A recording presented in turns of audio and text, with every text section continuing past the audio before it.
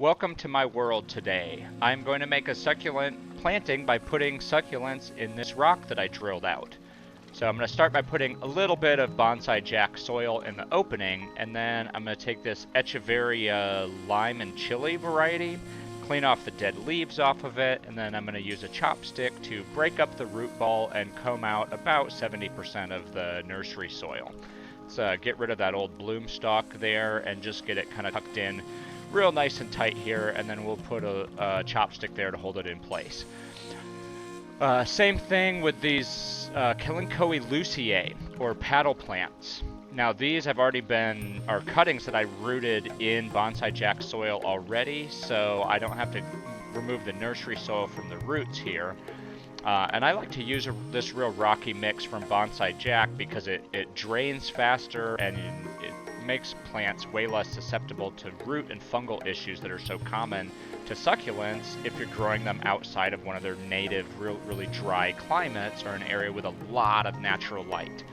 So I like to break up the root ball with a chopstick and comb out, you know, about 70% of the soil that they're originally planted in, and then replant using bonsai jack soil. Succulents can go so long without water that they'll reestablish their roots over the course of a few months and, you know, just get really nicely in there. So this planting has a variety of Echeveria in it, including these blooming Echeveria elegans. They have those bright yellow bloom stalks on them right now. So the bottom of each of the Echeveria, there's some dried up leaves, and I just remove all of those along with, you know, most of the soil. Get them tucked in there and hold them in place with the chopstick so that I can kind of comb out the roots a little bit. Then we're going to add some sedum burritos to the mix, which is, I believe it's called a burro's tail or donkey tail succulent. And as these guys grow, they actually trail. So they'll trail over the edges of the pot and grow into, like, you know, little clusters and little hanging bits. So I'm bringing up this cluster of those.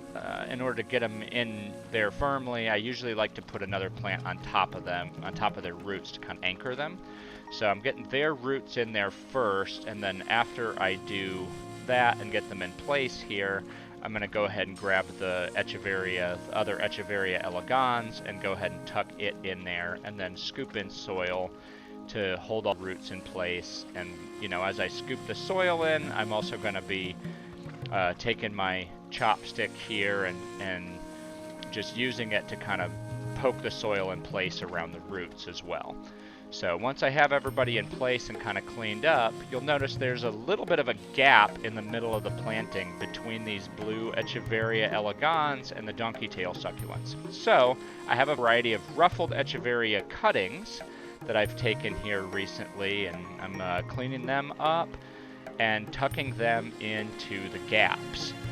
So an easy way to fill in little holes in an arrangement or planting, or just to take some cuttings from another succulent that you have, with the tips of them dry over, and then work them in, you know, kind of work the stems in, or even just set them on top of the dry soil, and over the course of a few weeks they'll form new roots and root in, you know, to the arrangement of root into the soil. So after I get everything cleaned up, I notice that there's a couple of the natural holes in this rock that connect to the larger hole that I drilled, and where there's access to soil. So I'm tucking the stems of these, a couple more of these Echeveria, ruffled Echeveria cuttings into that, and it created a pretty cool effect with them kind of cascading over the edge there. So this is the finished piece, and I hope you like it. I made it just for you.